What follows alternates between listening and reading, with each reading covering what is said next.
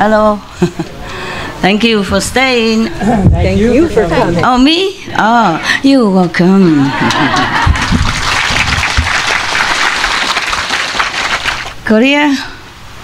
All gone home? Korean monk gone home, huh? Okay.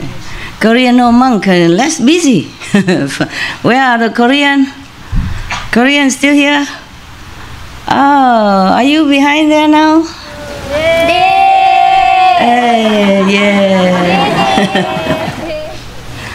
You have no work?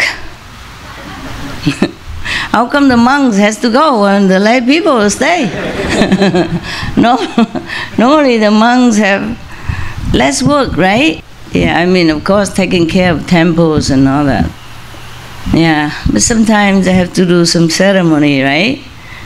Like for the dead people, the live people, and whoever. In India, yeah, when the masters speak, they pile up many beds, very high, so that everybody can see, yes. But here, I don't know how high can we pile up because of the roof, yeah. Mostly the master don't have retreat or anything, maybe some festival. Then everybody go there, singing, dancing, or eat something, right? Tell me, Indian, what do they do? For example, in Radha Swami? So they just go there, master give the lecture. Yes. And people after that they just leave and they can go into their places like we have here and they can meditate on their own. Yeah, but not many people, not all of them, no? Not like thousands of them meditate together, no? They do? And master, yes, they do. They do? Yeah. For how long? 1 week? Not like they do, they just do in their own time. But they stay at that there. time, maybe 1 day? Yes. That day? Yeah. Like master birthday or something? That's right. I see. Yeah. I didn't see that. I always saw the master speak maybe Sunday or something. Yeah, some people come in and then leave. Yeah. I don't know if they eat or not. Yeah, but I saw in a big ashram they cook food for everyone. Yeah, yes, this one they cook food too, master. Yeah, they give food to everybody. And somebody come out singing first and then the master speak and they sit on a dais very high and then that's it. You know, maybe master lecture 1 hour or 2 hours and then everybody goes home. Yeah, normally master just 45 minutes. What? 45? 45 minutes. Exactly, lecture. 45? Yes, master. Why 45? Why not 46? Babaji said people can't concentrate more than that. Oh, so I overstay my welcome, huh? Okay, what time is it now? Make an alarm clock? Huh? Why? What are you saying? Perfect? Yeah. 5 hours, that's a perfect. Minus your talking in between and your question, half an hour, so it's 4.5 hours. No, more, because it was more than 5 hours, 5.5 hours. So it's 5 hours, more or less, okay, huh? I didn't know how I do that either. Yeah, if I talk to an ordinary person, maybe 10, 15 minutes, I got tired already. I can't just go on and on like this. All right, so spiritually, spiritual work is different, hey? It might be a blessing, so you can continue, huh? And you have a marathon, you have marathon ears, right? Marathon attention, not attention deficit. Oh, you are incredible. Something special about you, huh? You can listen for hours. What? Special. You're the one that's special. I am special? Yeah, like disciples, like master. We are both special, huh? Good, good. Then I will continue today, okay? With Manjushri. I have to warn you first, how long? Whoa. 8 pages long. Poetry. Kind of verses, yeah? So now, because yesterday, remember, the Buddha said that he wanted to cause Ananda to become enlightened. So he asked Manjushri, contemplate all the 25 arhat, irreversible arhat, non-returnable bodhisattva that told you 25 methods. Could you explain it to Anand and the assembly in the beings after my extinction, after my nirvana? Which expedient door is the best? I mean, most suitable. They're all very good. The Buddha praised them all as very good vehicle for enlightenment because they all became enlightened, became arhat or bodhisattva through their learned methods, even from aeons ago. Give them this strength to continue until this day when Buddha Sakyamuni came into the world, and then they continue to practice and to be of help in his time. So they are all very good methods. Yeah? The Buddha didn't say, oh, this method no good, that method is inferior. No. He praised them. Remember? I read it again. The Buddha said that you should now contemplate these 25 great bodhisattva and arhats, their method as well, who are beyond learning already. I mean, they're liberated. They don't need any worldly explanation in order to resolve to become a saint anymore. They all know everything. They already finished with their learning. They already attained arhatship or bodhisattvaship. Each has explained the initial expedient in his accomplishment of the way. All say they have cultivated to true and actual perfect penetration. Their cultivation is equal without distinctions of superior and inferior or earlier or later. I mean, all good.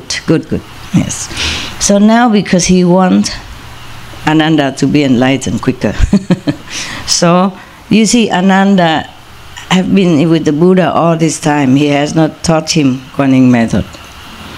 And you came from nowhere. I don't even know where you live, what you do, which daughter and son's house you belong to.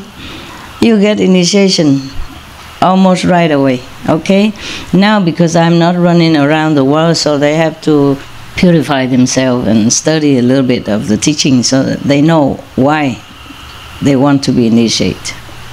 So be sure that liberation is what they seek, not any worldly power or magical ability or fame and fortune stuff. I guess you are luckier than Anand.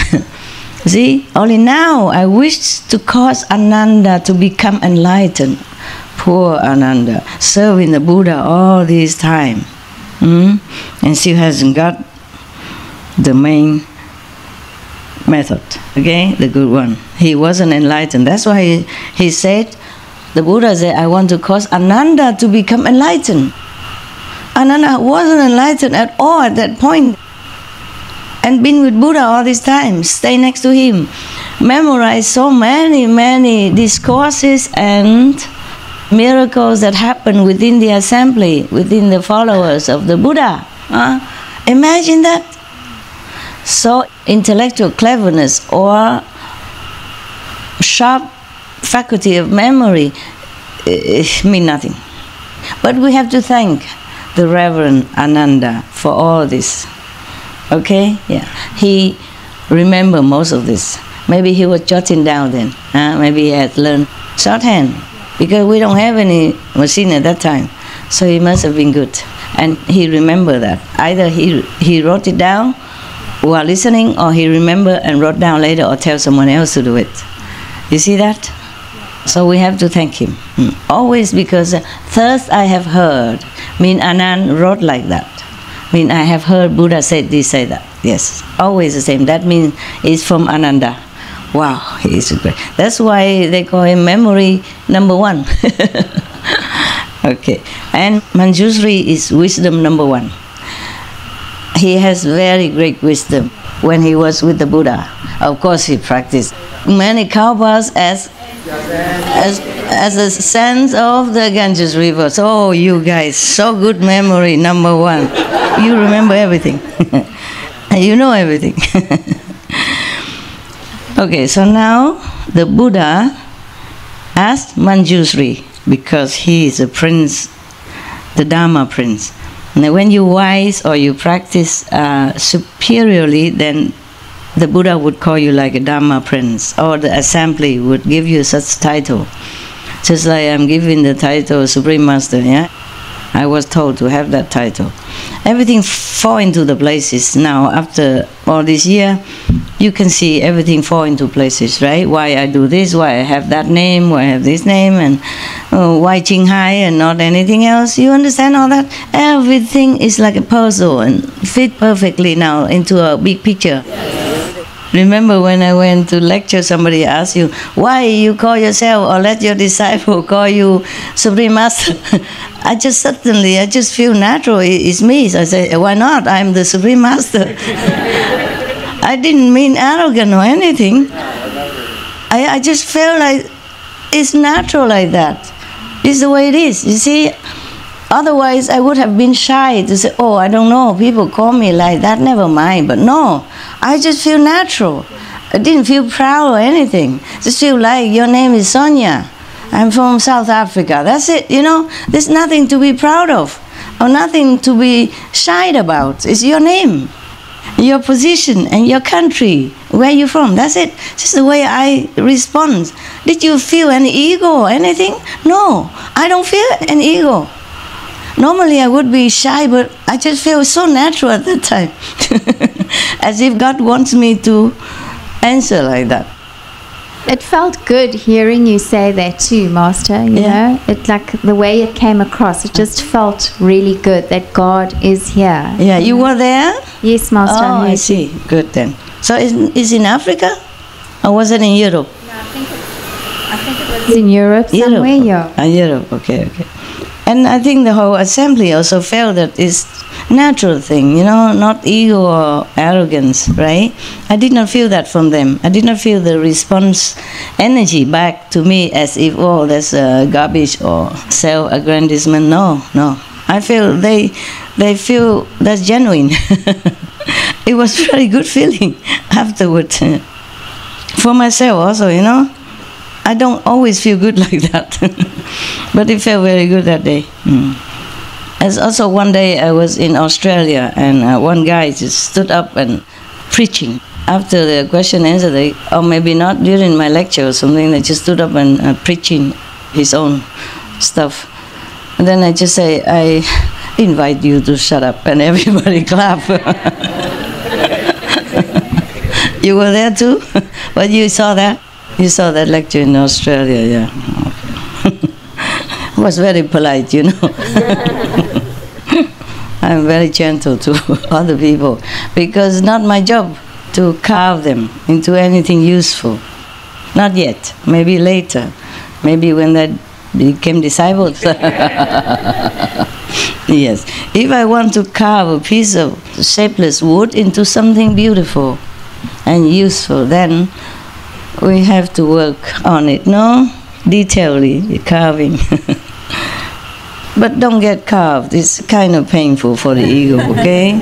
We don't need so many carved wood statues. I'm also tired of carving, okay? Now you grow up, all right? You learn something higher and accept it and assimilate it, okay? Good for your energy, good for your being, huh? So, Dharma Prince Manjushri, receiving the Buddha's compassionate instruction, arose from his seat, bowed at the Buddha's feet, and, basing himself on the Buddha's awesome spirit, spoke verses to the Buddha. Oh, I'm sure he's a Dharma Prince. He's really number one wisdom. Look, spontaneously, he composed verses.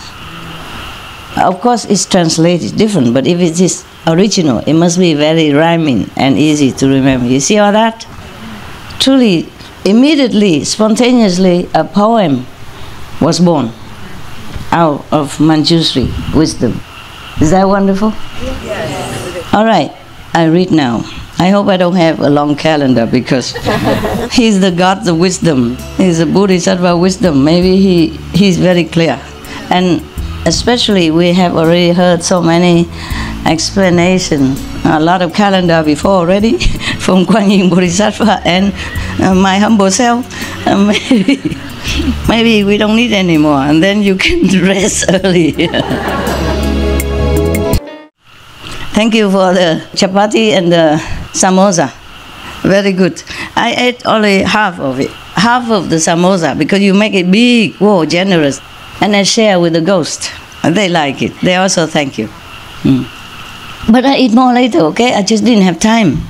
I just quickly make a few pieces, and then so that I can give the rest to the ghost. But I will enjoy later when I'm really hungry, okay? I'm really hungry. Mostly I cannot. Hope you like it, Master. Thank you. I will like it. Long time no see. How not like? Okay. Yes. And also the curry you made also. The chickpeas curry who Yes, made? Master. Oh, Yes. yeah. I combined it with the samosa. Tastes delicious. Okay, but I didn't have time. I have to correct many paperworks. Yeah, before I came down. See, and then I have to correct myself also. Master, you're looking so beautiful. And wrapped up, look decent. Yeah. So it takes some time. So I can't afford to always eat. I eat really when I'm hungry. I'm sorry to tell the Buddha that I broke this precept that after noontime you cannot eat, but I have no other time. In the morning when I wake up, when I'm out of meditation, you don't feel hungry. And then many works waiting, or dogs, or humans and stuff. And then working, time pressure, I can't just... Sometimes I eat and work at same times, but sometimes I cannot because there's no work there. I must do some other work. I cannot bring the chapati here and then work and say, oh, manchu sweet, yum yum. I receive them in the Buddha, yum yum yum. It's different work, you see. In my own quarter, I sign document, I correct a script, for example, then I can eat. Yeah, nobody see me. And if I'm yum yum, nobody hear me, huh? And the paper don't talk back at me, nothing. But here I cannot.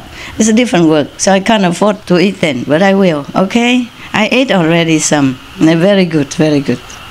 Thanks for giving me the opportunity to make of course, I love your opportunity. I love to give you that opportunity anytime. My pleasure. Yeah, Master, we are here for another week. I'll make something else for you. Another week? Oh, wow, really? Oh, don't tell people, they're envious. Because you can't make it for 1,000, yeah? Wow. Yeah, so maybe just for me and some... I share with the staff later. If a lot, I share with them. Yesterday, I came back home and they gave me some noodle and some stinky tofu soup. I couldn't eat a lot.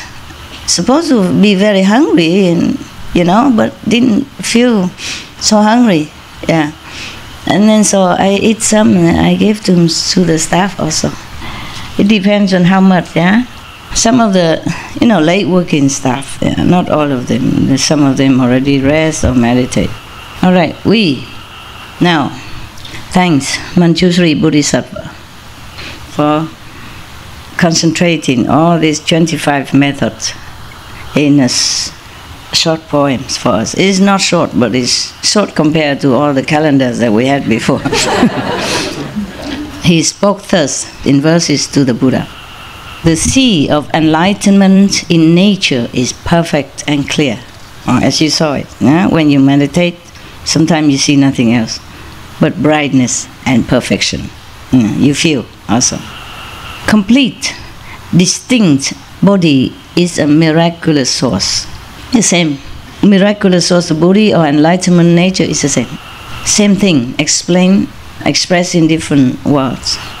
But when basic brightness shone, so that objects appeared, with objects' existence, the nature brilliance ceased.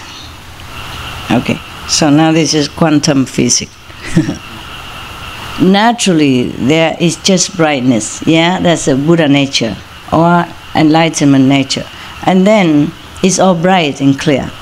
Normally it's tranquility, tranquil brightness, only light. When it's expanded itself, when it shine, it is showing off, yeah, then things came into existence. That's what he meant. But then, when all the shyness became the existence, then the brightness ceased, the brilliance ceased. Meaning, once the brightness enter into some form, then you don't see that brilliance outside anymore. I mean, the reality of brightness anymore. Therefore, you see, you have light inside you. It's proved when you meditate, you see it. Oh, maybe not sometimes, yeah, but okay, it's proven, yeah. So inside you, you have light. Otherwise, where do you find it? Huh? It's not from the light, you close your eyes. It's not from the ear, you don't listen to it by your ears. So when you meditate, you see the brightness inside. That is the proof that you are originally from this brightness. You are part of or is integrated. You and the brightness are the same. Therefore, sometimes you meditate well, to some of you, you see just brightness, bright light, nothing else. Nobody, no you, no me, no world, the whole assembly here also can disappear into brightness. Yeah, all right. So Manjushri already realized this truth. So he told like that. So he talked to the Buddha, but because Buddha asked, but doesn't mean Buddha doesn't know. Buddha is tired, he take a rest, I think. Let everybody talk. And then the Manjushri said that. So now, because of that, suddenly there's no brightness anywhere, and it caused confusion. Now see, so he said, confusion and falseness bring about emptiness. Relying on emptiness, time and space take form. This is quantum, Big Bang. When the real energy exploded, then there's a chaos all over, chaotic rearrangement or readjustment or adjusting and all that. And falseness, because there's no brilliance shining anymore around. And then bring about emptiness. It could be like a darkness also, in the confusion and falseness. If you're not a Buddha anymore, if you're not in the Buddha's state of mind, if all beings has become confused, therefore there's emptiness that arises from that confusion and a wrong concept. And relying on emptiness, time and space take form. See, originally there's no time, no space. So just like when you meditate or when you're happy, time passes so quick. There's not actually this time at all. Time is just relative terms, but we're so used to it. So we work 8 hours, we sleep 7-8 hours, we eat about 1 hour, everything we count like, oh, an hour, time and this.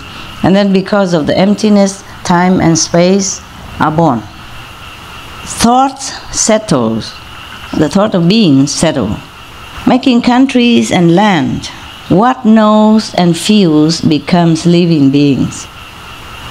After the movement of the energy, whatever can discriminate become thoughts. And after the thoughts are born, it's settled, yeah? It's settled here and there, and manifest into countries and lands.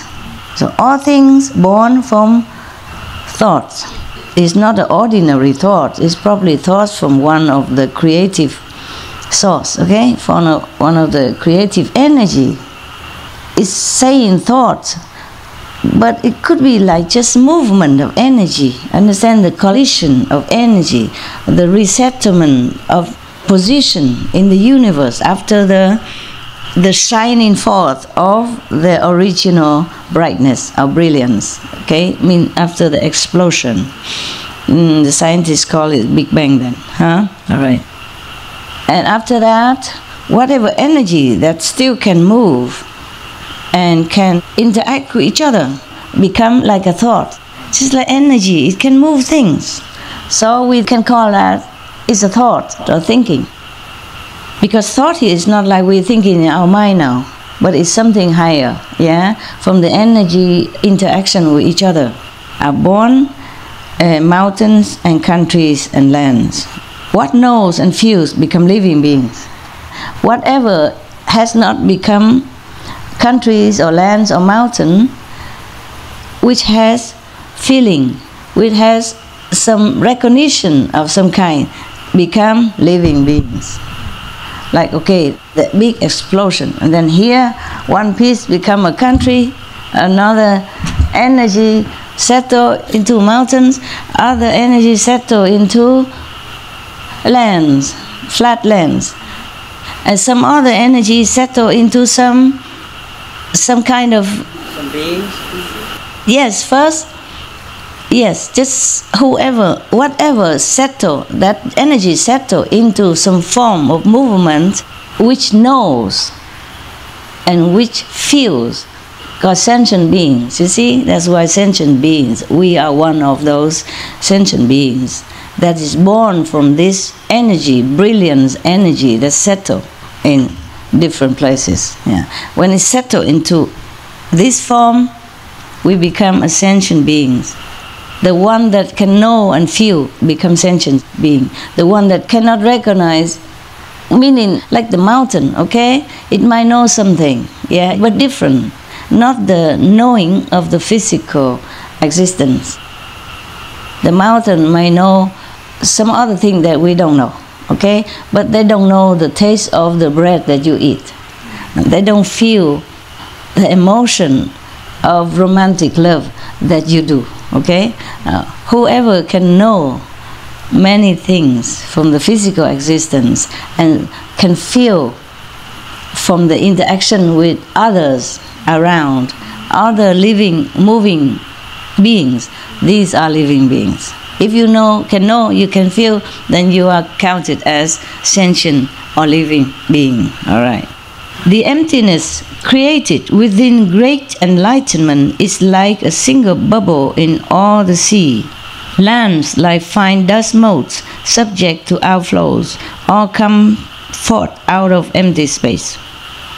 Within this emptiness, after all the confusion and chaos, after the explosion, then confusion, and then arise the emptiness.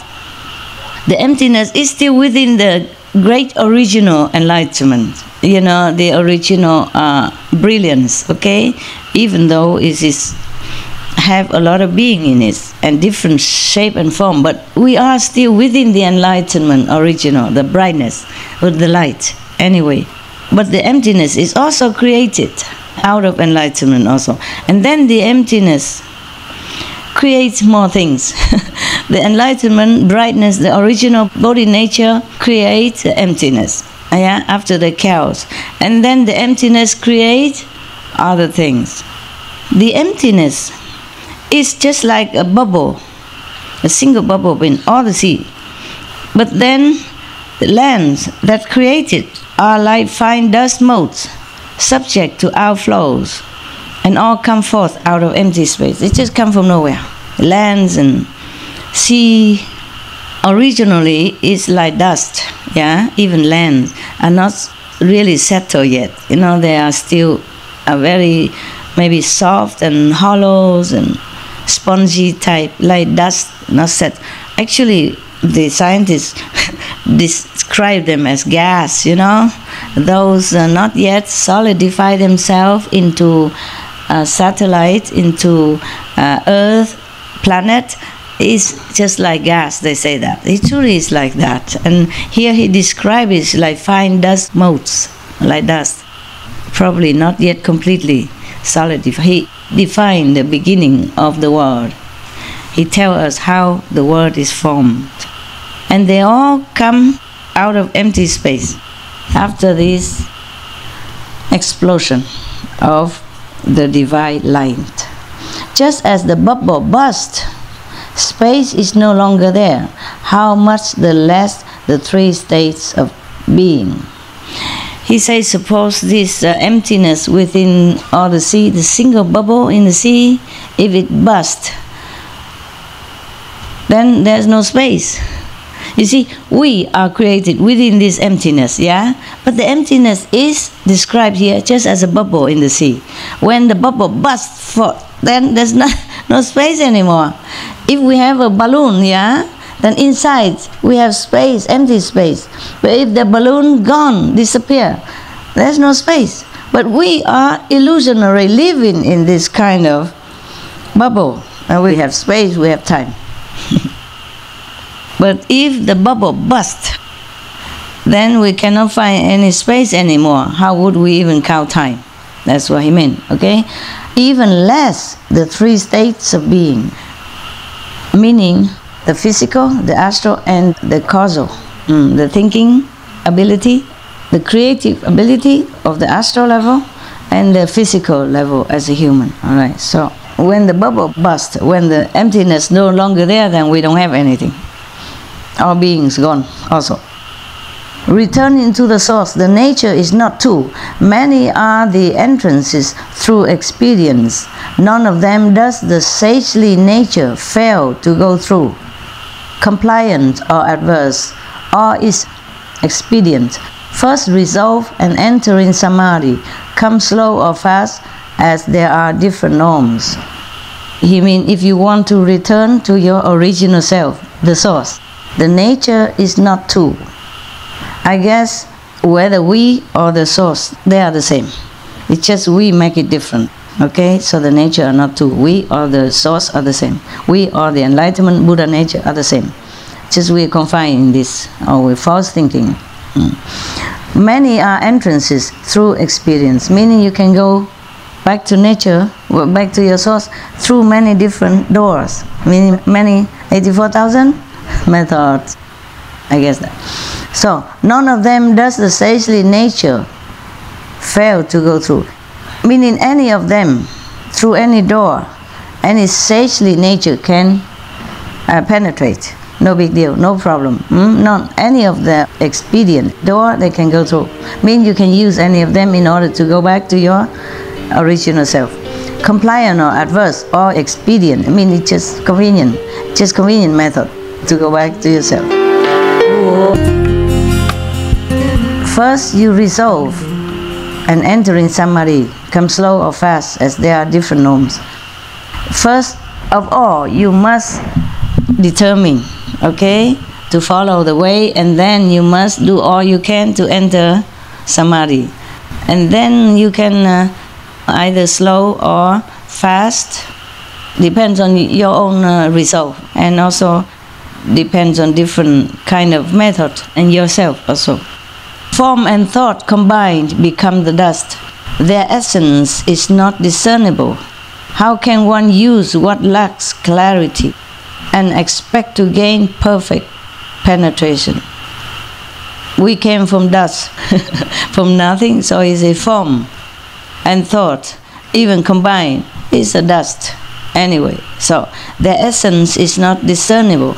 You cannot even find the essence of your own form, the real form and the real thought. Where from? Where they are? What are they? You cannot see it. You cannot touch. You cannot grasp it. Yeah, you cannot explain it. You cannot analyze it. So how can? What he means is anything you rely on form or mental power, thought, there's nothing there for you to rely on. So he say, how can one use those which lack clarity and expect to gain perfect penetration? Because many of the bodhisattva beforehand, they say they use the touch or the water or whatever. So he say any form, anything has form or mental quality is dust, is nothing. You cannot rely on them. They're not reliable for you to have a perfect concentration. If you cannot concentrate well, then you cannot enter samadhi. That's what he meant. My calendar says so. He explained all that. He explained from the beginning of our worldly existence already how we came to materialize. It came only from emptiness, from nothing. And the thought also came from nothing. And the body, the form also came from emptiness. Therefore, he say like that first before he analyzed which method is okay, which is not. So he said, now, he beginning to analyze the surrounding sound. not the inner sound, not the inner vibration, but the sounds around us. The talking, because one of the bodhisattvas say he heard the Buddha say thing, and because of the voice, he contemplated on that, he became enlightened.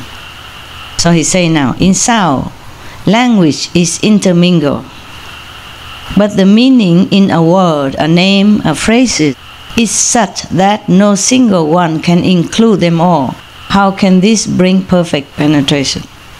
He say that even if you heard a word or even any sound, it cannot include the whole sounds in the universe, as well as the whole sound of the world.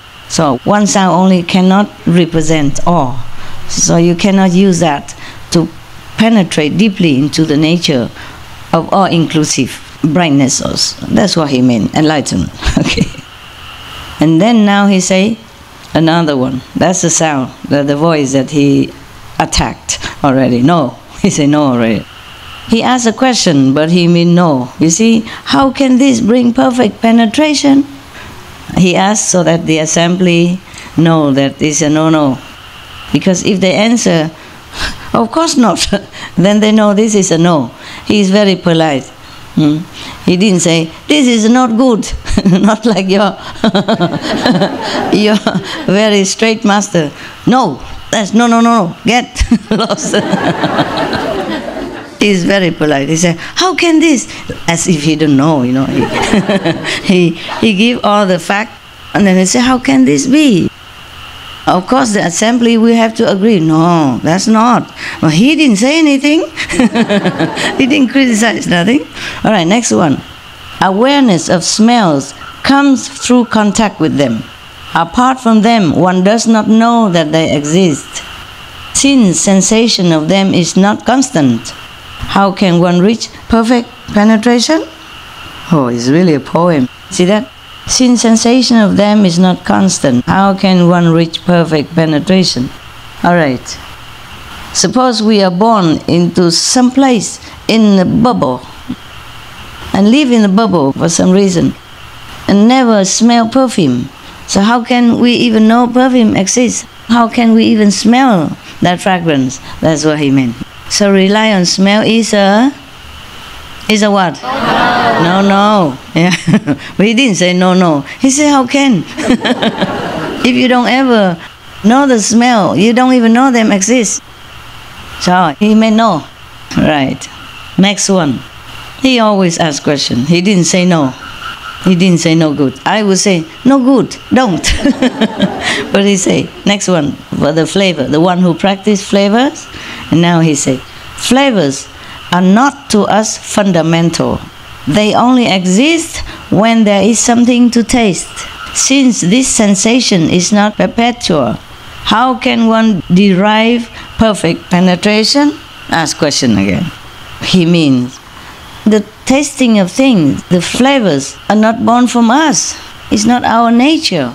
So if we want to go back to our nature, it's logical. We cannot rely on something that is not our nature. He's a very logical guy. No wonder he's #1 wisdom monk in the assembly. That's what I guess. My calendar guess like that. Otherwise, it's very clear already, no? Just in case you pretend you did not understand, I just pull the calendar out for you. Now, next one. Touch becomes clear only when something is touched. Without an object, there can be no contact. With fluctuation between contact and separation, how can one gain perfect penetration? He asks again. It's true, right? It's true. So somebody practiced to gain enlightenment through touch. Maybe for him, okay. Because probably his affinity like that. Or maybe the Buddha blessing, so that even through the touch, he can be enlightenment. These are old time and people are more pure. Anything can get enlightenment for them. But he says, when there's nothing for you to touch, then how can you rely on to meditate on or to concentrate on, contemplate on? Logic, no? So this is a method to rely on touch is a... No. Wow. You know everything. What for I sit here? Just to look at you, huh? Your beautiful karma face. No. Now, mental constructs known as internal dust, reckoned as dust, they are certainly sense objects. Involvement of subject and object cannot be pervasive. How then can they lead to perfect penetration? Similar. You understand already or not? Or do I have to pour out the calendar? No. You got? Good. So this method, you and whatever object you touch, this is not everything. It's not just you and the one thing. It's not pervasive. It's not your true nature, because your nature is all pervasive. That's what he meant. So this one not pervasive enough. How can you go back to your nature if you touch something that is so non-pervasive? So is this method is now is the next one. Seeing, okay? Seeing. Seeing means seeing nothing around here. Although seeing itself is clear and penetrating, making bright what is before one, it cannot shine behind, ever reaching only half the four direction, only in front. How can it manifest perfect penetration? So you understand already? Some people just concentrate on one object in front, like a crystal, looking at crystal. How can it be all inclusive? So this is a method of seeing things, to concentrate in one thing in front of you is a... Wow, very enlightened indeed. Okay, now on the breath. The nose breath penetrates in and out, but in the rest between there is no air. When you don't breathe in, or between the in and out, there's no air. So these interruptions render it inconsistent. Oh, this guy is very articulate. How can one use it for perfect penetration? So is this a yes or a no? No. No. Really know that it's no, or you just say because everybody... We were at the breath, right? Okay, so now is the tongue. The tongue is not an organ apart from cause. I mean, it's just from cause and effect. Just created out of the condition at that time, after the Big Bang, after the explosion of light, of the energy, of brilliant energy, of powerful energy, that sparkle into light. Light is also energy, it's in different form. So he said the tongue is not an organ apart from cause. Flavors form the source of its sensation. When flavors cease, it knows nothing at all. How can it attain perfect penetration? So, if the tongue don't taste any flavor, then there's nothing there for you to contemplate on.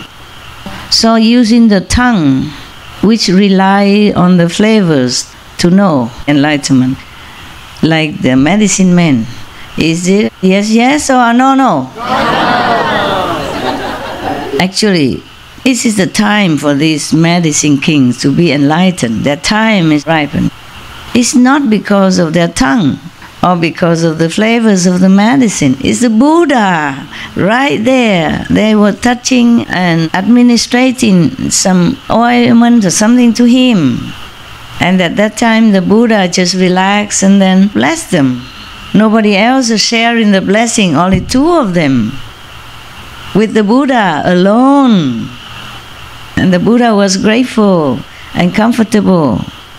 Don't think the Buddha is not grateful, okay? The Buddha is grateful.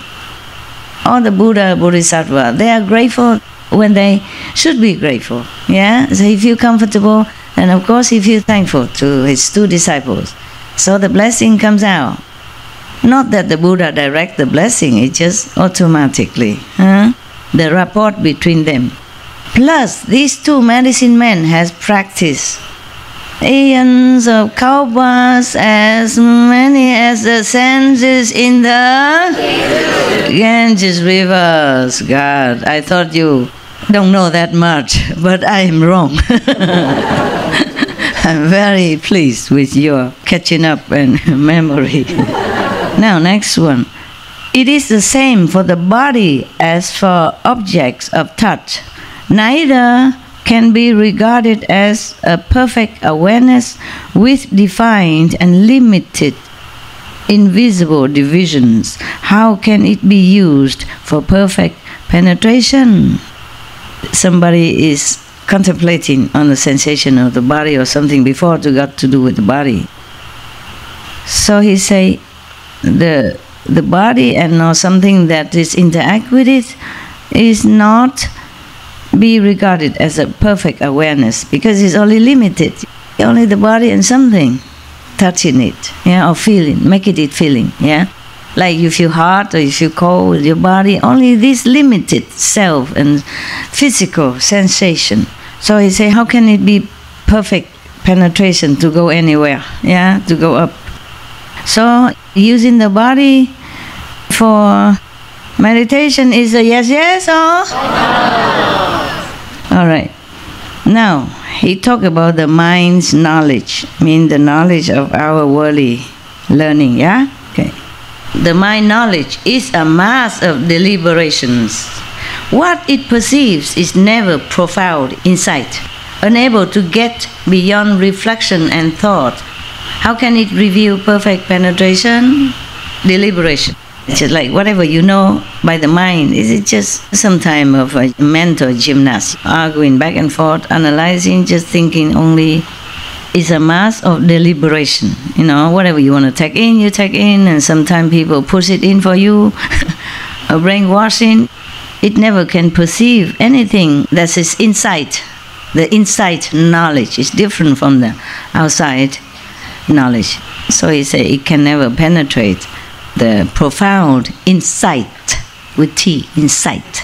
So the thing the mind collect and call it knowledge is the thing from outside with D. So completely different. He say that's this perceiving from the mind, it can never get beyond reflection and thought even. The original thought that makes the universe, that makes the world. How can it reveal perfect penetration? So this knowledge, mind knowledge, or the mass of deliberation can be used as a method of enlightenment? Yes or no? No. Okay, fine. Next one. The seeing consciousness combines three aspects. Prop is origin, it has no appearance. Since its very substance is variable, how can it bring perfect penetration? If something is too many, is too complicated, vary, then you cannot concentrate well. You cannot bring your mind into one-pointedness and single-mindedness, right? So he say, the seeing conscious is too complicated, too many things, seeing too many things. You cannot concentrate well on that, on the seeing alone. Yeah. So this method of seeing, using seeing to be enlightened, is a yes, yes or no, no? Okay, good. Now, the heart of hearing penetrates the 10 directions. The heart of hearing, meaning the source of hearing, the main point, the main source of hearing, penetrates the 10 directions. When born, bearing, born on the strength of great causes, those of initial resolve cannot enter this way. How can one expect to gain perfect penetration? Or the heart of hearing, he means the physical hearing. If this method of hearing have to be carried by the strength of some good causes, then many of the normal people, a novice, would not be able to enter. Not just hearing, but something special has to happen. The great causes, maybe some blessing from some Buddha. Therefore, normally the normal people, the lay people, the beginners can never enter, can never use this. You just sit and hear everything all day without any teacher, without any blessing from any saint, and then you get nowhere. So he said that This method is a... Thank you. Wow. We still have a lot. A lot of no. I'm telling you. 1, 2, 3, 4, 5, 6 more pages. We're not even halfway.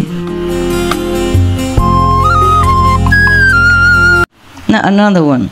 Reflecting on the nose.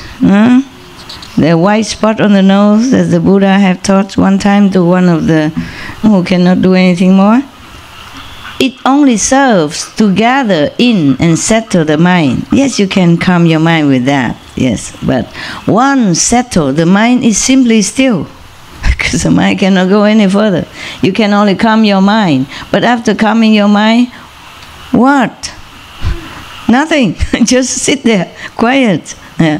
How can that be perfect penetration, he asks. So it's a yes or it's a no?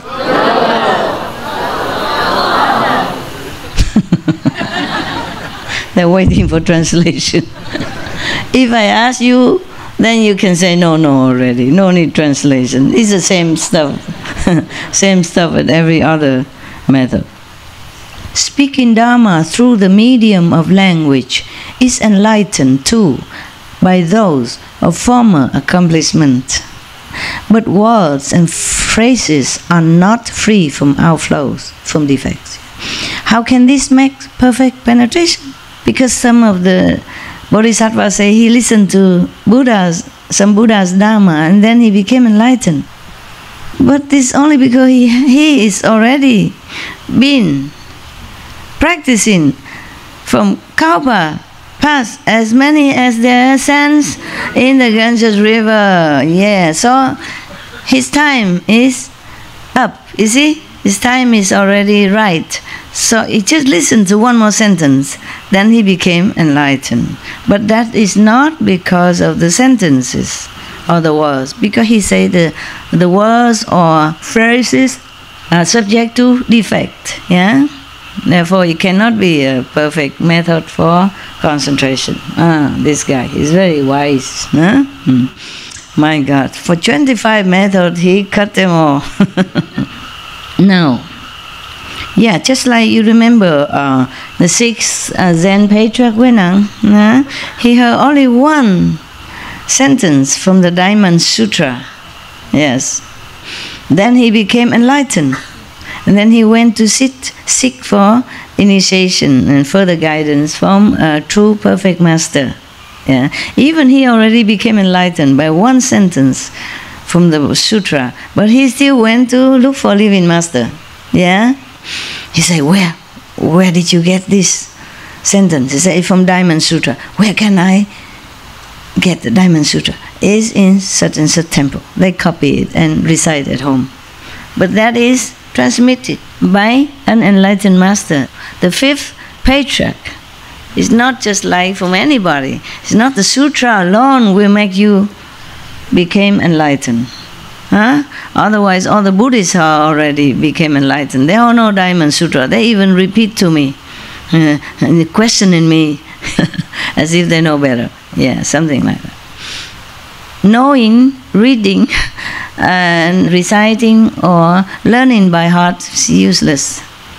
The only reason that sutra or that sentence was not useless to Huineng, the 6th patriarch, because it came from a living master transmission. He talked about it, yeah, and everybody copy. His blessing, his power is within the words, yeah. Just like if I tell you to repeat such and such holy names or the gifts, etc., it's not because of those words or the mantra or the names that you became enlightened. Yeah. Now, next one. Refraining from transgressions only controls the body. Lacking a body, there is nothing to restrain.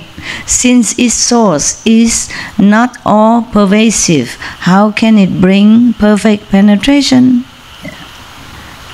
One of the monks became enlightened because of keeping the pure precepts. Yeah, but only for him. Okay, only for him. He really concentrate on that. It's a kind of concentration, contemplation. And maybe the master who transmit to him these precepts, the pure master, yeah, powerful. And life after life, he probably always kept the precept pure and complete. That's why this lifetime he also can use that as an expedient means for enlightenment, with the live Buddha right in front of him as well, transmitting again the same precepts, not because of refraining from transgression, not because of keeping the precept that you become enlightened. There are other factors involved. Yeah, okay? So he said, you need the body, because if you don't have the body, then you don't have to keep the precepts even. You can. What for? Huh? The precept for the monks is that to control your body so that you don't do this and that harmful things. Yeah? For inconvenience for others and for yourself, or harming others. But if you don't have the body, you don't exist. Do you have to keep any, even 5 precepts? No. I cannot tell nobody here, the air, don't kill, don't lie, don't steal. Huh? I cannot tell the air like that. Nobody here. What for I tell that? So he said that this is a... No. Right. Inconvenient. I mean, not proper for anybody, for all the people to practice. Yeah. But for that monk, it was his method to gain the initial enlightenment, yeah, or the arhatship. Now, spiritual penetrations are based on past causes. I don't know why they say spiritual penetrations. What connection have they with distinguishing mental constructs? Conditioned thought is not apart from things. How can one attain perfect penetration? I don't remember what is that. But whatever it is, no. Yes. We have to go back to, the past method explained clearly. So now, the next one, one may contemplate the nature of earth, but it is firm and solid, not penetrable. What is conditioned is not the sagely nature. How can one use it for perfect penetration? You keep asking. What is conditioned? Yeah, meaning whatever exists because of some conditions to cause it or to manifest it, to materialize it. It's not our true nature. Sagely nature, meaning Buddha nature, mean perfect enlightenment, mean God nature, mean your original self. It's all the same, okay? Sometimes express different words. So if it's not your own self nature, then how can you use it to return to your own self, original self? That's why he say it's a... Yeah, good. Yeah, save me asking. I save my breath for continue calendar. He also has a big calendar, man. He and Kuan Yin Bodhisattva, both of them, I can only be disciple. My calendar is not that long. My calendar is not like 9 pages or 10 pages like them, right? Next one. One may contemplate the nature of water, but such mental reflection is not the true and real. This state of suchness is not an enlightened view. How can it give perfect penetration? Okay, we know. Okay, so is a yes, no? Yeah. Okay, let's pass it. One may contemplate the nature of fire, but admitting dislike is not true renunciation.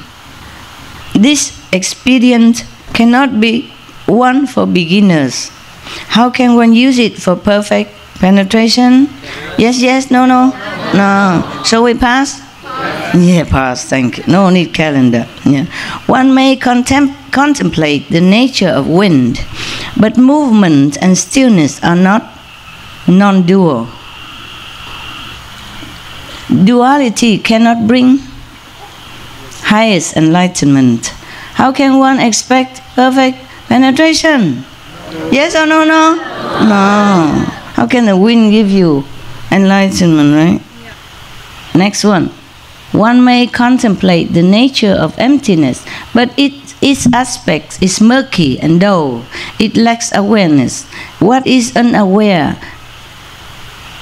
is different from body. How can it bring perfect penetration? So yes, yes, no, no? No. Right. One may contemplate the nature of consciousness, but one is regarding a consciousness that is not eternal. Consciousness is something that we have accumulated from long time and is stored in our alaya faculty. So it's not permanent. Therefore, even the thought of it is empty and false. We don't even have it. So how can one get perfect penetration? So yes, yes, no, no? No. Pass the bill? Pass. Thank you. We look like in Parliament or Congress. Yes. And me? No. No, no. Okay. All activities, if some people concentrate on the activities of the world, he say, all activities are impermanent. That's for sure, right? Yeah. So too, mindfulness has its origin in rising and ceasing. Since cause and effect go beyond cause and effect, how can we use it for perfect penetration? Do you understand already? Yes? Yes or no? No understand? No understand or no, no? Habit ready for no, no. Okay, good that you don't work in Parliament. Too habitually. Yes, yes or no, no.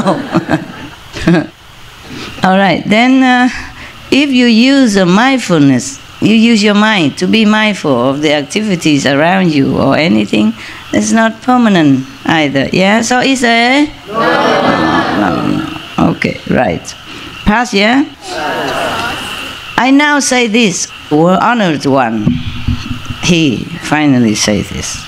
Buddha, who has revealed the Saha word, mean our word. In this land, the true substance of teaching resides in hearing the sounds purely. If one wants to attain samadhi, he means the vibration, the inner vibration, because they always translate as sound and we could get confused. Just like we also say we meditate on the sound and on the light, and then it could be confused as the outside light and the outer sound, but it is the vibration. Concentrate on the inner vibration is better, or the inner music is better. So he say, I now say this to the Buddha who has revealed the Saha word.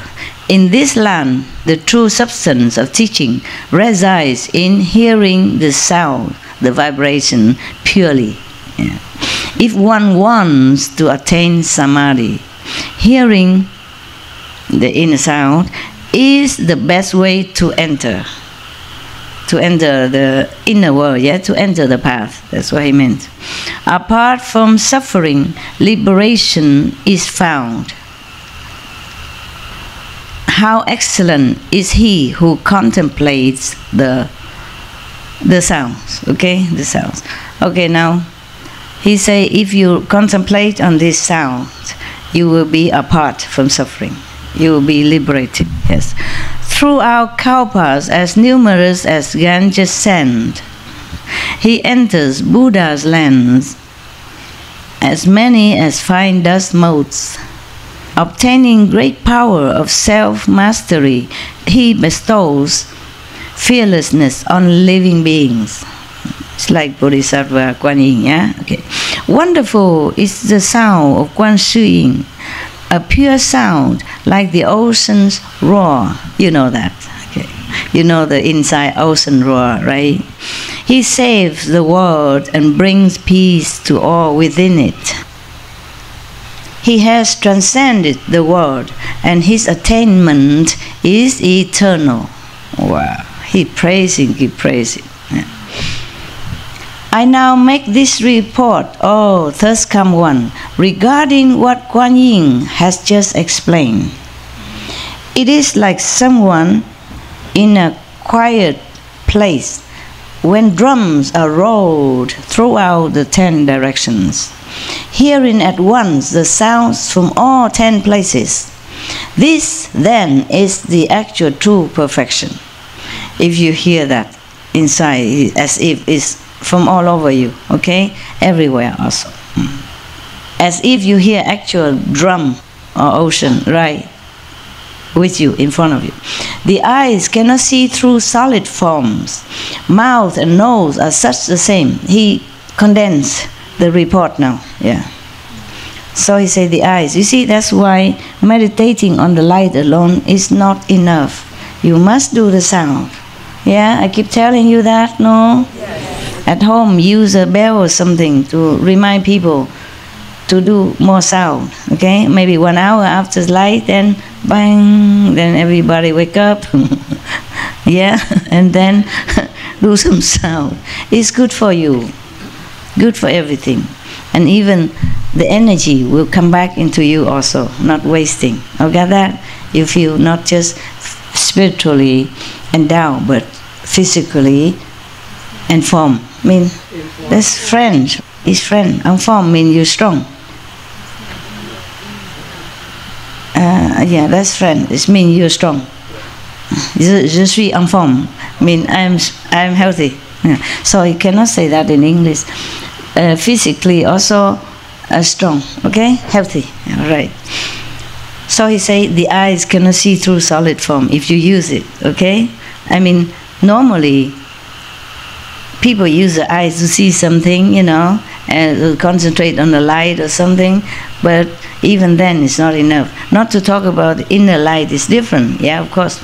But when you concentrate on something, even using the eyes, you can also see something, maybe, yeah?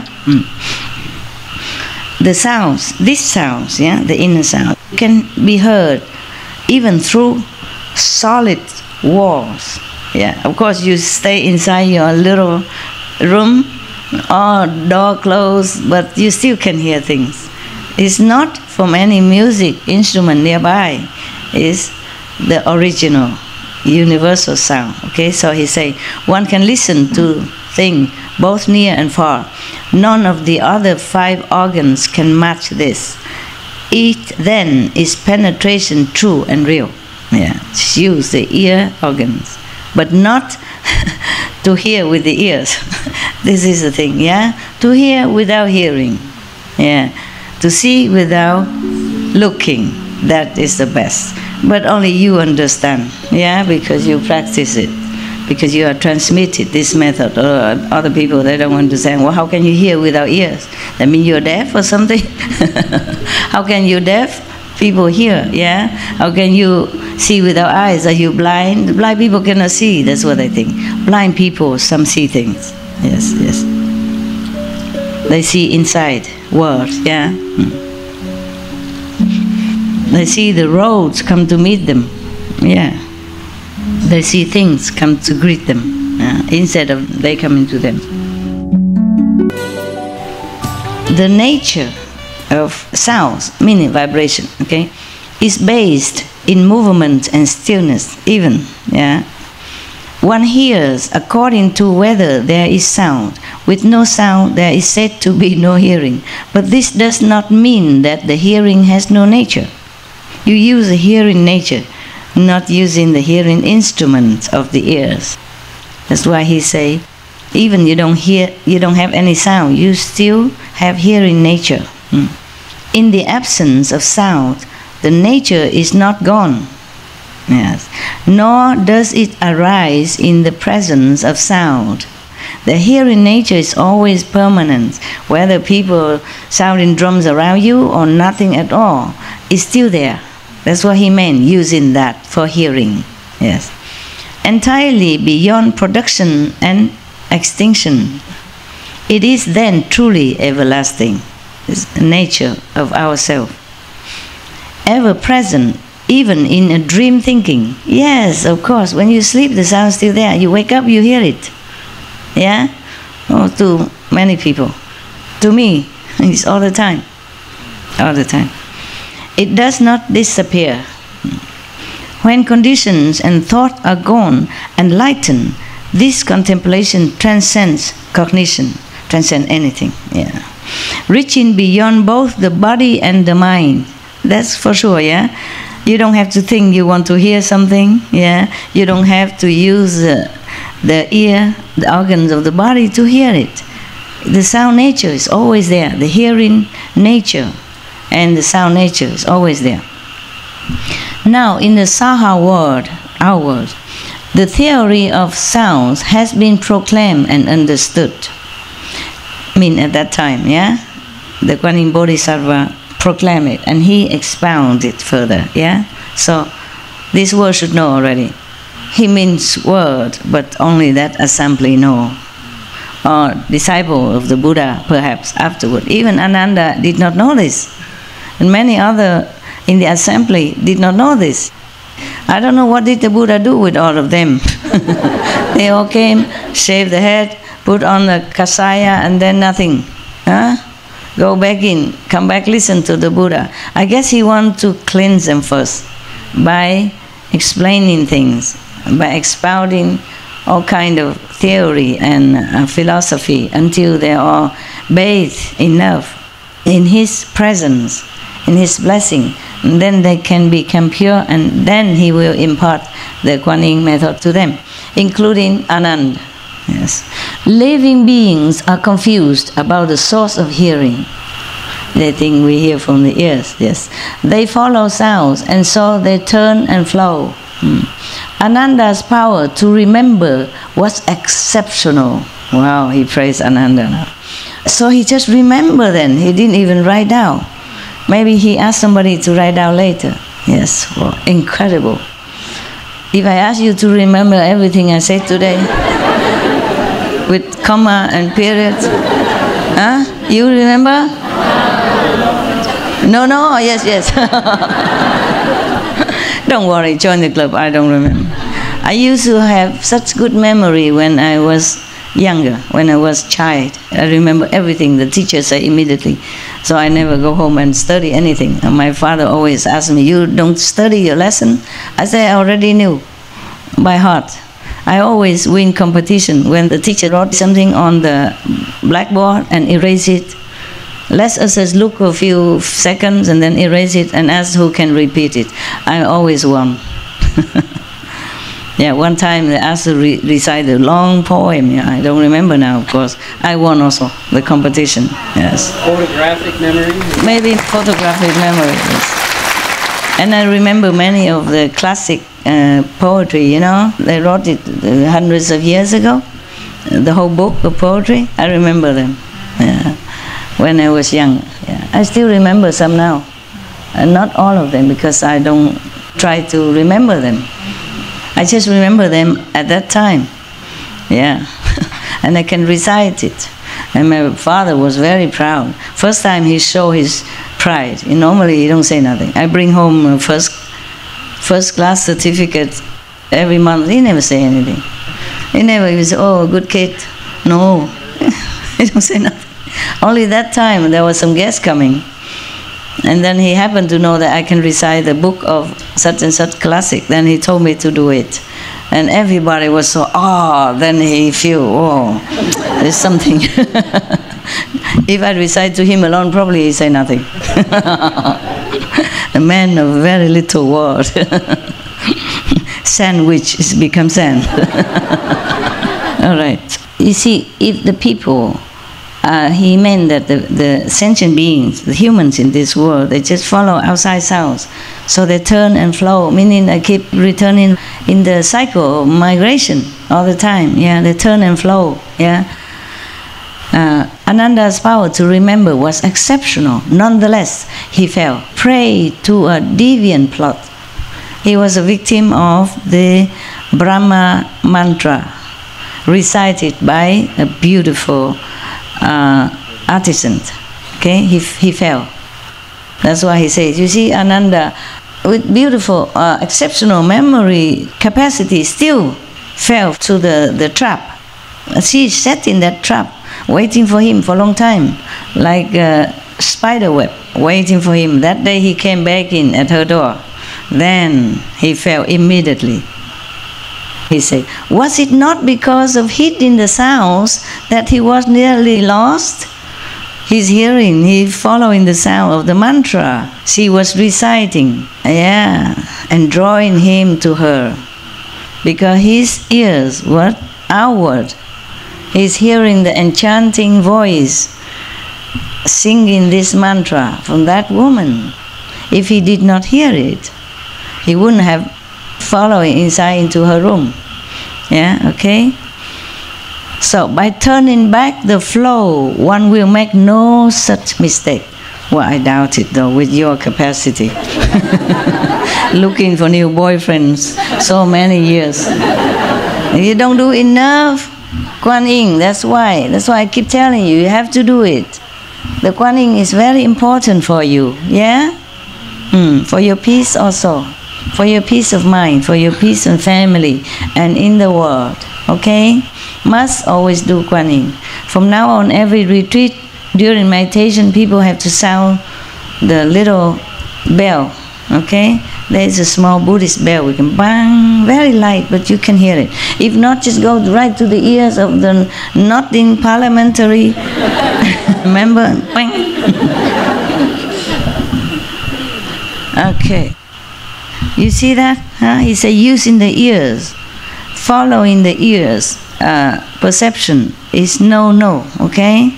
So now he said, Ananda, now he said to Ananda personally, Ananda, you should listen attentively. I rely upon the Buddha's awesome power in describing to you the Vajra king, a samadhi inconceivable of likeness to illusions.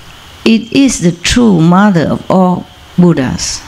He said that because the Buddhas bless him, he can explain all this to Ananda. He's very humble. No? He didn't say, I know all this, now I teach you. He said, rely on Buddha's blessing and power. I can explain this to you. I tell you, this is a king, the Vajra king of method. It's nothing like anything in this illusion world. It is a true mother of all Buddhas even. From this Kuan Yin method, all Buddhas were born. All Buddha became Buddha because of Kuan Yin method. Okay, so you may hear the secret Dharma doors, mean method, of Buddhas as numerous as motes of dust, but without first renouncing desire and outflows. You may amass learning, but you will still make mistakes. He said you can hear many methods, 84,000 for example, as many as motes of dust. The many method, or as many Buddha as dust, you cannot even count. Most of dust in this world, you cannot even count. Just as much as Ganges sands, okay. Therefore, but even then, you can amass learning. You may know the theory, you may remember all the Buddha's lecture, but you still fall. You still fail in your effort to become Arhat or Bodhisattva or Buddha. So you concentrate on learning to uphold the Buddha's Dharma, the Buddha's teaching. Dharma means teaching. Why don't you listen to your own hearing? You keep listening to Buddha lecture. Why don't you listen to your own? Find your own hearing nature. Hearing does not spontaneously arise because of sound. It gets its name. But when hearing returns and is free of sound, what does one call that which is set free? He asked Anand. As soon as one sense organ returns to the source, the entire 6 organs are liberated.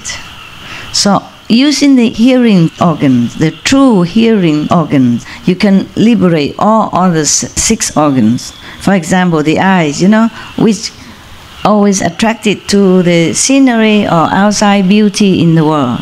The taste attached to good flavor, good food. The tongue, for example, the nose like to smell fragrant thing. So all attached to outside illusionary charm and forget the true nature of hearing, of seeing, tasting. That's why I taught you seeing without your eyes.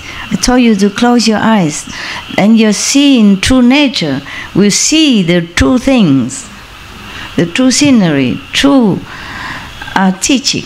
Yeah, hear the true teaching. You have to forsake the ears, but use your hearing, the true hearing nature, to hear it. Then it will cleanse you. It will penetrate your beings with all the truthful substance. Then you will return to the truth. Yeah, one way or another, one day or another. Yeah, that's what it is. Just use the hearings enough to liberate your beings, because your beings mostly are bound to these 6 sense organs. Yeah. Oh, you recognize yourself because you see yourself in the mirror. You're attached to the beautiful girl because you look at her, or the handsome man because you see him. If you don't see it, or you're blind, you wouldn't feel that guy handsome whether or not he has hair or lost it, or whether he think he's handsome or not think he's handsome. All right, sight and hearing are like an illusory covering, the triple rim, a vision of flowers in space. He say, your eyes that you use to see things, or your ears that you use to hear things, are illusionary, cover, even cover you, to cover. Or like the triple rim, or a vision of flowers in space, which is not real. Just as the triple rim, the 3 worlds are not real. So the sight or the hearing are just as illusionary as that. It's to cover you so you don't see the truth, you don't hear the real thing. Isn't that a pity? So one monk, I like that very much. I keep repeating him. He said, it would have been better to be blind, deaf and dumb in the beginning. Truly, we don't see the real thing with all this stuff. It's just a cover for us to keep us away from our true self. He continued explaining to Ananda, when hearing return, the cataract is gone. Meaning, when you revert your hearing back to the source, I mean, whatever cover your eyes also gone. Your eyes seeing things as is not true, as if a cataract has covered it. As if you have eyes, but the cataracts cover. The same. So when you even use the hearing power, the true hearing organ, then even your eyes will be also bright. It will return to normal again. Okay? Yeah. As if your eyes return to normal, because it frees the eyes also. I mean the real seeing nature. So the dust gives way to pure and perfect insight. Insight. When purity is ultimate, the light is penetrating. A stillness shines and includes within it all of emptiness. I mean the whole universe. You can know it. You see, when everything's still, through the meditation of the real sound, the real vibration, then you encompass the whole universe. Then the whole emptiness is the whole universe, because from emptiness the whole universe sprung out. Remember that? Yeah. Looking at the world from this point of view, now your cataract is gone, you look with this point of view, everything that happens is just like a dream. Truly like that. I really try to forget very hard this realization in order to sit with you, talk to you, and teaching people. Because if I always remember my realization, this is all illusion, I don't want to do anything anymore. I feel it's a waste of time doing anything. But you still don't know that. I mean, many of you, the world don't know that. So I just have to blind myself, stuff my ears in order to do what I am doing now. Really. Sometimes it's hard. Sometimes it's hard for me. Yeah? To close myself, lock myself in this physical body, to be one of you. Sometimes very hard. Yes. Sometimes I could cry. I could cry. Like you are a free person again. You have to go back in prison for no reason. Locked in there. Yeah? What? Oh, they're thanking me. You're welcome. Yeah, okay. No. Of course, it's a pleasure at the same time, knowing that I can do something, not just crying over you or for you, but can do something to help you, to awaken yourself. It's just hard to blind yourself and walk when you have your perfect eyes. Okay? Yes. He continued to say, everything after your ears are cultivated, return to original source, then your real eyes is open again, clear again. You see from this point of view, everything is illusion. Everything is illusionary. Everything is a dream. And he continued, Matanji's daughter, the one who seduced him, Matanji's daughter too is part of the dream, who was able then to physically detain you. If he was thus enlightened, as if his eyes are open again, his ears are usable again, then he would see Matanji's daughter, the beautiful artisan, just a part of the dream only. How can a part of a dream even physically detain you in her room? I guess after Ananda fell into her trap, because she recited, they are a magical family, and she recited the highest possible, most powerful mantra that's called Brahma Heaven's mantra. Okay? Nothing can resist. Therefore, Ananda, so determined to be a monk, and so worshipping the Buddha, and loving the Buddha, and loving monk's life, fell. I guess after that, the Buddha feel that it's time to impart it to him, the Kuan Yin method, to protect him. Because if you practice this Kuan Yin method to the full, then even Matanji's daughter, you will see it as just illusionary figure or dream-like, so you will not be charmed by any mantra, even the most powerful one. You will counteract with that, and no problem. You will be free. That's what he meant. So that's why the Buddha determined to want Ananda to be enlightened through Kuan Yin method. But before that, he's very democratic. Why does he have to explain so many methods? Ask everybody's opinion before he tell him to learn Kuan Yin method. He's a Buddha. He could just say, Anand, now, learn it. Why did he have to tell so many long calendars? And make me talk for 5 hours. The point is, Ananda is extremely intellectual.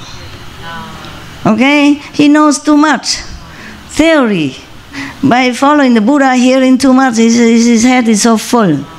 If you don't give him any good, logical, solid ground reason to study this method, why this and not others, when we spoil with choice, then he won't take it. He might sit there, listen, but then he says, so what? I like the other one better. Ananda has much ego.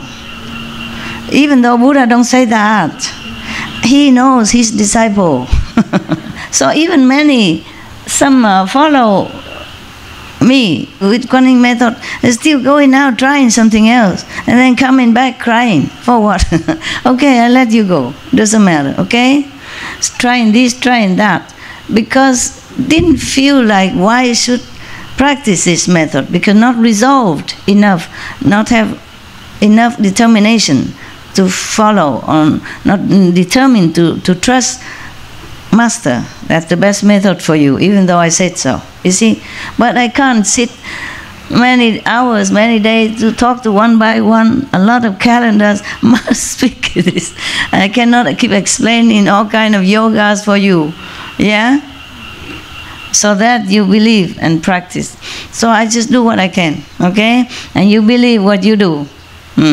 There's nothing much I can do more. There's a limit of time, space. Like when I go lecture, we have only maybe 4 hours the rent in that place. Otherwise, next one is somebody else, you see? And it's difficult to just rent any place. Sometimes they don't have space available. Okay, and my time, I have to go to another country next, etc., etc., huh? And then when you come here, I cannot always talk about different methods. There were thousands of them. It's just confusing you more. So I do what I can, I tell you what I can, I say I have tried many methods, this is the best. But it's up to you to trust me or not trust me, huh? I can accept you, but you accept what I said or not is a different thing, yeah? I cannot force you. I cannot use a magic power to change your mind, or alter your thinking, or control your thought.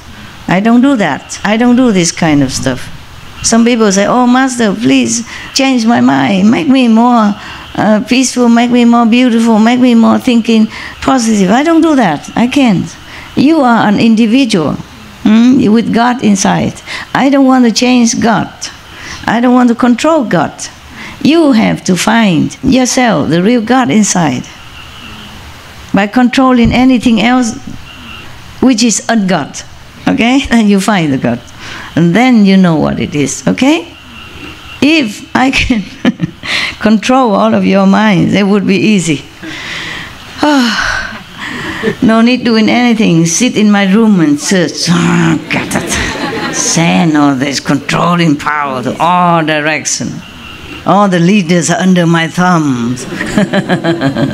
All the warring Mongols are subdued. Understand? No good, right? You are born here to experience what you have to experience. And you have to learn by all your own will power and intelligence. I cannot disrespect you, disregard your intelligence, and treating you like a dum-dum. And, you know, twisting you around my finger. That is not right, okay? It's not right. If you choose to rolling in the dust life after life again and again, then it is your choice. You have the right to choose. So I just explain to you, I just talk to you, reason to you, and then you choose, okay? And you choose to practice harder or slower, it's also your choice. Even after initiation, I don't control anything. But you better practice quick, okay? Go quick. Even if I don't control, even if I don't force you, you do it for your own sake, and your 5, 6, 10 generations, and the whole world at large. Good.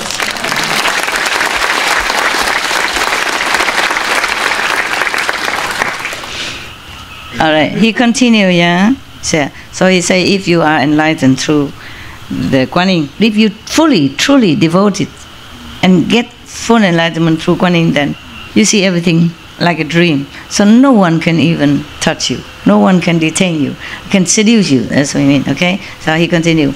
It is like a puppeteer who plays with shadows and works the dolls to seem as real as people.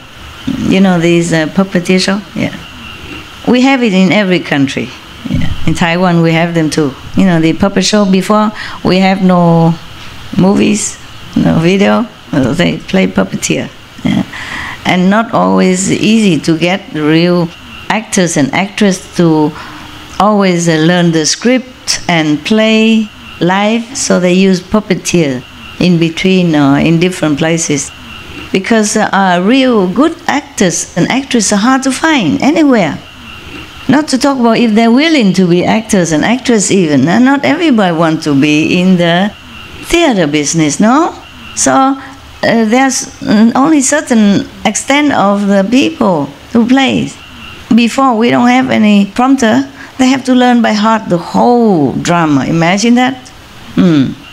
And then there's not so many actors, you see? And in every region, they have also some actors, yeah? Sometimes they have to go to another region to play. Cannot go the whole country, the whole continent long, nah?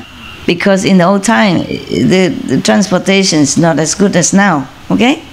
Therefore, they use puppet, nah? It's since ancient time already. We use all that. Every country have them, yes. And some they make it so good. If you can see it up close, Normally puppeteers are playing just for a small audience, not so large audience, because from far you see nothing. The puppets are only small. They cannot make puppets just like real big, then they cannot carry around. But I don't know, they could make big people, right? Are the strings? Oh, is that very strong string, right? Strong heart muscle. Oh, okay, I understand now. So, and works the dolls the same as real as people. Although one sees them move about freely, they are really governed by a set of strings. A set of strings, yeah. Cease operating the control of the strings, then they return to stillness. The entire illusion is without a nature. It's like that, just like the puppet show.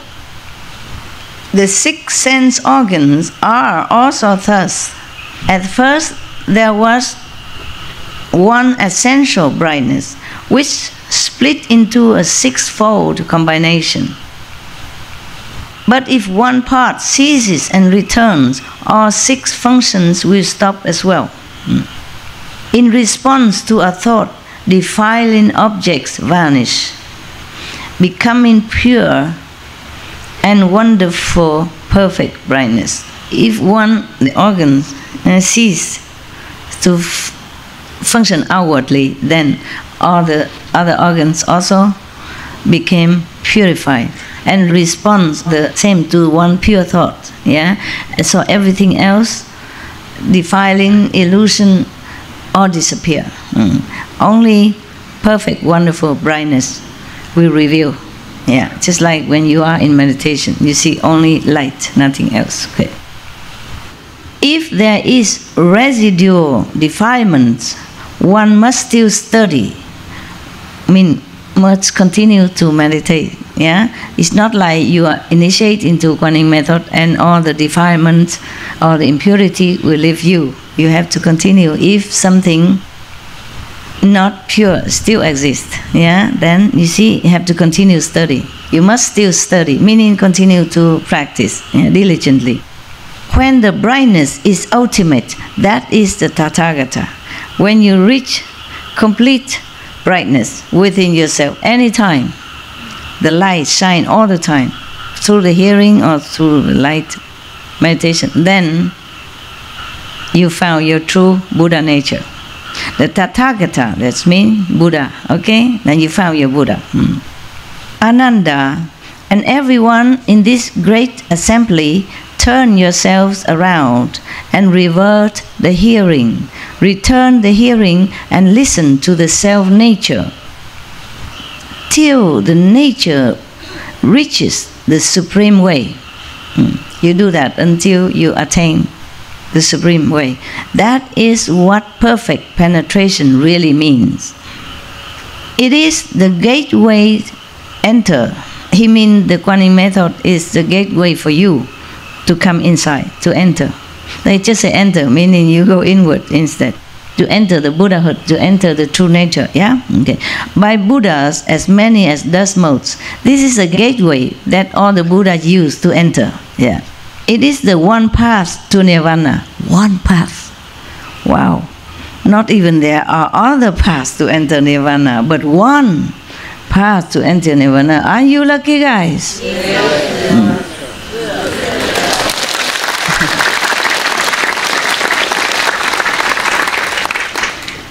Thus come ones of the past perfected this method. Bodhisattvas now merge with this total brightness. People of the future who study and practice this method will also rely on this Dharma. Through this method, I too have been certified. Manjushri. Kuan Yin Bodhisattva was not alone in using it. Yeah. No wonder he's so wise. Huh? Kuan Yin Bodhisattva powerful, this guy is so wise. Both because of the what? Kuan Yin, good. Kuan Yin method. I just try to see if you have listened. Good, you did. As the Buddha, the World Honored One, requested, I choose sincerely a skill in means skillful means, yeah. One, skillful means to save those in the final end who seek to escape the mundane world and perfect the heart of nirvana, mean going to be Buddha. The best way is to contemplate the sounds, okay? Meditating on the sound of the universe. Yeah, they say the sound of the world, but meaning they don't understand. At that time, they don't say the universe, I guess because they didn't know anything about the universe. The sound of the world, it says it like that, okay? The vibration that we are listening every day, yeah? All the other kinds of experience require the awesome spirit of the Buddha blessing. The Buddha blessing, otherwise not because of the touch, not because of the taste that I get enlightened. The Buddha, their master, blessed them at that time. In some cases, they bring immediate transcendence, yes. But they are not the customary means of practice, spoken for those of shallow and deep roots alike. He said other convenient methods are good only because the Buddha's blessing at that time, the master blessing. And because of that, it can bring you immediate enlightenment of some sort. Remember, I think it's in Yogananda book or something, one disciple went to the mountain and this and that and so to look for enlightened sensation, and then came back. The master just touched him in the chest and immediately he saw light and everything else. And the master said, mountains, rivers cannot give you enlightenment. But he let the disciple go to look for it before, until he cannot find much and he came back. Not just mountains and river, but he seek those hermit, other master who was hiding somewhere in the mountains and somewhere near the river to practice. Yeah, he thinking maybe his master is useless, no good, because he don't find anything while staying with his master for a long time. Maybe he looked in the wrong direction, just like Ananda. Staying next to Buddha every day thinking he's some big shot. But he's not. So he fell to the trap of a beautiful woman. Then he feel a little more humble. Maybe she is there for that purpose. You see what I mean? Everything is good for some purpose, yes. She was waiting there for him to cut his ego. And afterwards he become more humble, therefore he can listen to all this. Otherwise maybe he just doesn't feel like, yeah, I know everything already. I listened to Buddha for years. What can you even tell me? My master, the Buddha, I'm with him day in, day out, next to him. But his intellect blocked him from receiving even Buddha blessing. His arrogance locked him inside his ego. So he cannot even get the blessing from Buddha. Lucky the Buddha sent somebody come rescue him, or else he would stay there with the woman, and after a while some little Ananda were born, and then little Matanji born, and then he'd be forever lost, at least for that lifetime. So actually she's good for him. After that, she also followed the Buddha, become a nun, and compete with Ananda, see who is better, who is faster in the path of enlightenment. So the Buddha blessing, the real master blessing power, can bring you immediately awakening. Yeah, some of you also have experience like that, and some chelas from other master also experience that. Okay. So the living master house awesome power inside. Yeah, that's why they seek a living master, not scripture. Yeah, and depends on what you seek. If you seek just to have some exercise, some small spark of light or visionary or anything, just to pass time, or depends on how yearning you are to go home, then you meet what kind of master. Okay? Don't blame any master if they don't teach you Kuan Yin method or don't lead you to the 5th level or complete enlightenment or liberation. Blame yourself. Yes, you don't search hard enough. You don't really long, fervently, sincerely enough to go home. Alright? Okay.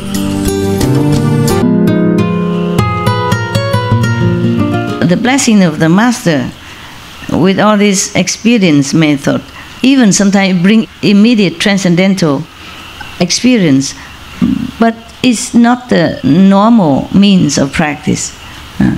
Even spoken for those of shallow and deep roots alike, even for those who are already been practicing many lifetimes or some beginners alike, these experience methods are not suitable, not for everyone.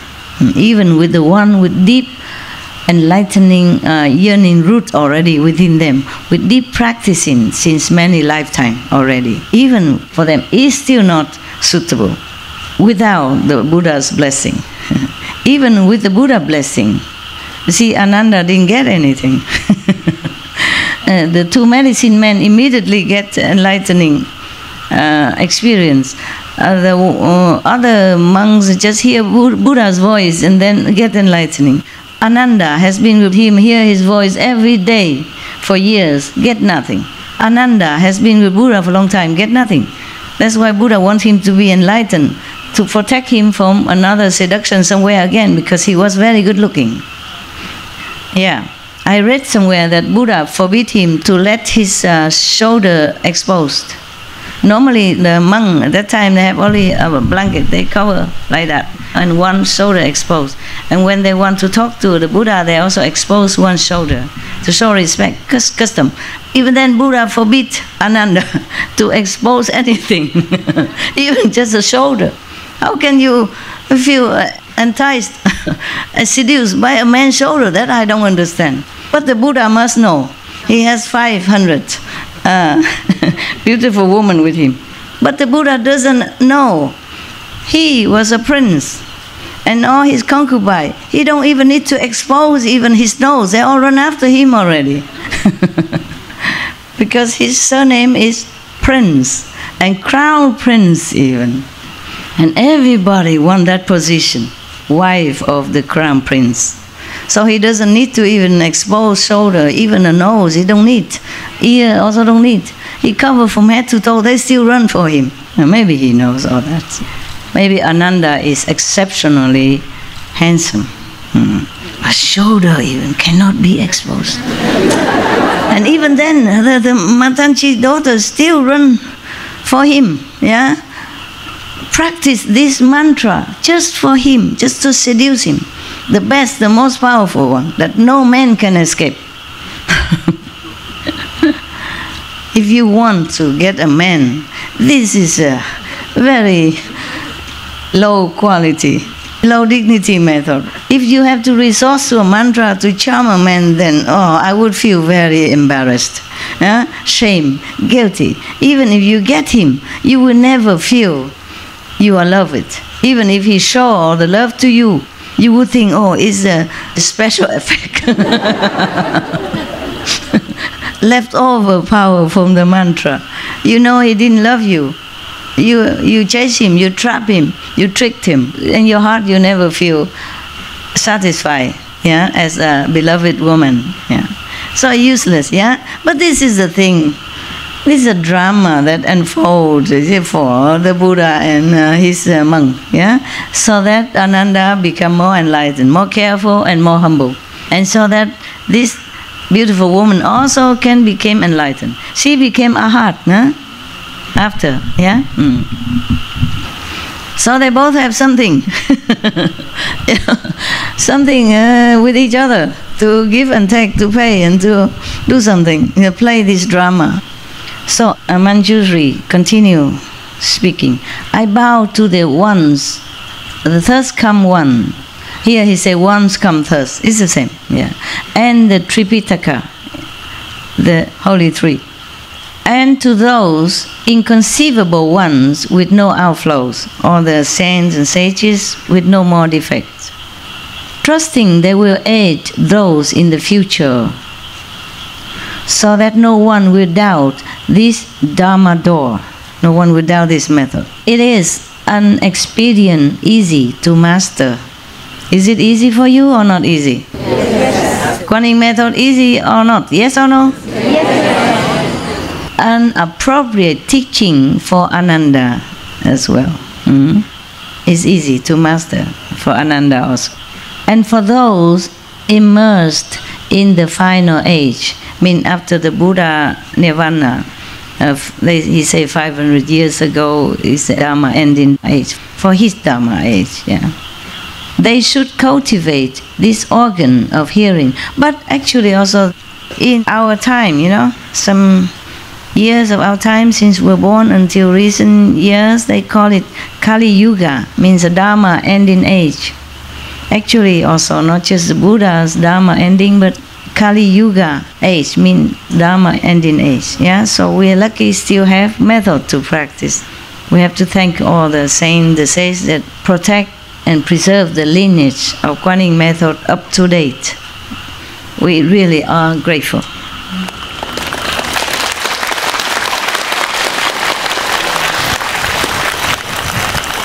Because the lineage don't always run in one direction or in one place. Like the river, it run under somewhere and then it emerge somewhere else and then it hidden again underground, depends, and then it come out again, So if we sometimes keep looking in the same tradition, we might miss the mark.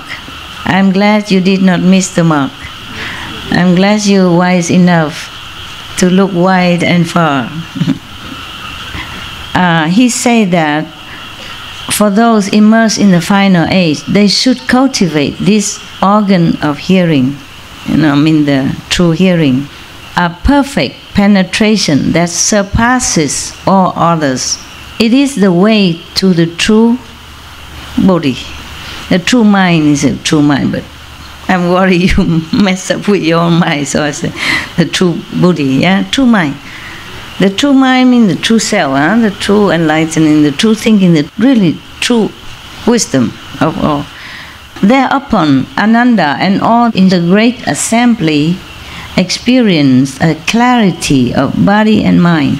Having attained such profound instruction, they contemplated the Buddha's body and parinirvana like someone who, having traveled far on business, knows that he is on the road home, though he has not returned completely. Throughout the entire assembly, the gods, dragons, and all the eightfold division, all different kind of devas and demons and human beings, those of the two vehicles who were not yet beyond learning, as well as all the bodhisattvas of initial resolve, as numerous as the sands in the 10 Ganges rivers. You must know there are invisible bodhisattva and beings as well. That's why it is as numerous as the sands in the 10 Ganges river. It's not like the Buddha ashram can contain all this physical bodhisattva, okay? Because his ashram, I think it cannot be bigger than mine here, okay? Found their fundamental mind and far removed from dust and defilement, attained the purity of the Dharma eye. Probably they, at that time, everyone see the light then. See the light. No. The bhikkhuni named Nature attained a hardship after hearing this verse. Only hearing that, she attained a hardship. And limitless being brought forth a matchless, unequaled, resolved for Anuttara Samyak Sambuddhi, meaning want to become enlightened as Buddha. Ananda straightened his robe and then bowed in the midst of the assembly and placed his palms together. The tracks of his mind were perfectly clear, and he felt a mixture of joy and sorrow. His intent was to benefit beings in the future as he made obeisance and said to the Buddha, "Greatly compassionate, world-honored one, I have already awakened and received this teaching for becoming a Buddha. Kuan Yin method just now. And I can cultivate it without the slightest doubt. I have often heard the thirst come one say, save others first, then save yourself. That is the aspiration of a bodhisattva. Once your own enlightenment is perfect, then you can enlighten others. That is the way the thirst come one responds to the world. Although I am not yet saved, I vow to save all living beings in the Dharma and in age, etc. And then he asked the Buddha how. We see last time? World Honor One, those living beings will gradually drift away from the Buddha, and there will be as many deviant teachers propounding their methods as there are sands in the Ganges. I want to enable those beings to collect their thoughts and enter Samadhi. How can I cause them to reside peacefully in Bodhimanda, far from the exploit of demons, and be irreversible in their resolve for Buddhi? Okay? And then the Buddha say, the Buddha will tell us how to be pure. Remember the 5 precepts? From then on, yeah? Last time we read already, yeah? I'm not sure if I read all that.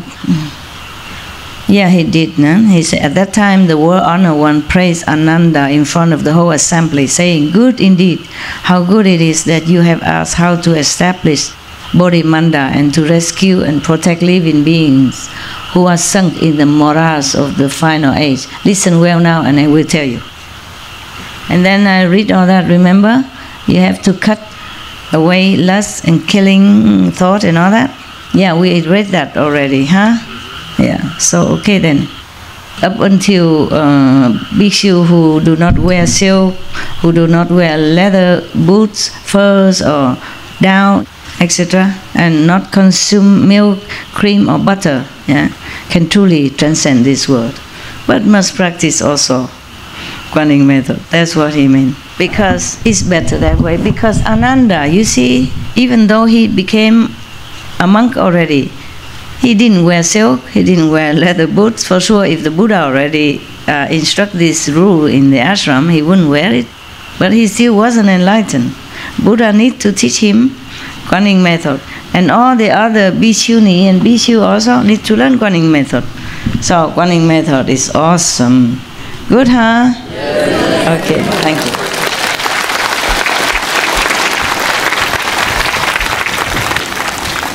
But you remember the Buddha also taught us that to make a Bodhimanda, a pure place for contemplation, you have to sit 100 days without eating, without sleeping, without drinking even.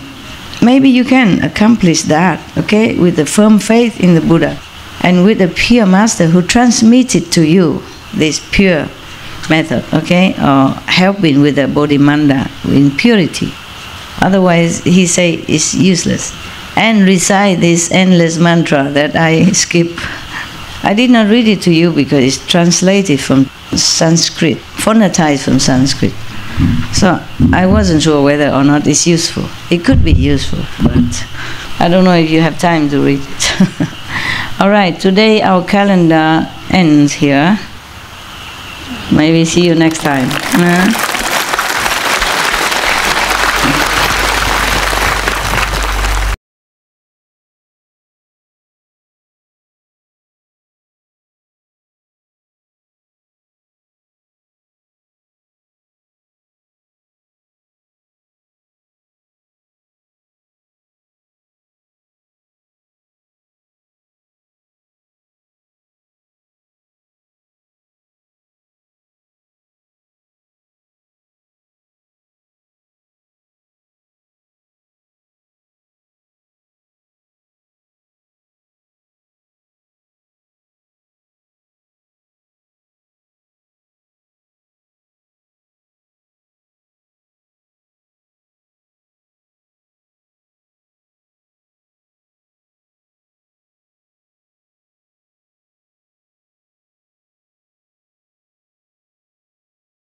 Ciao! Beautiful people! I like it also. It helps when I speak with the assembly who are more enlightened. So we are more in the same frequency. is no rubbing anywhere, no friction. But I love you all no matter what, okay?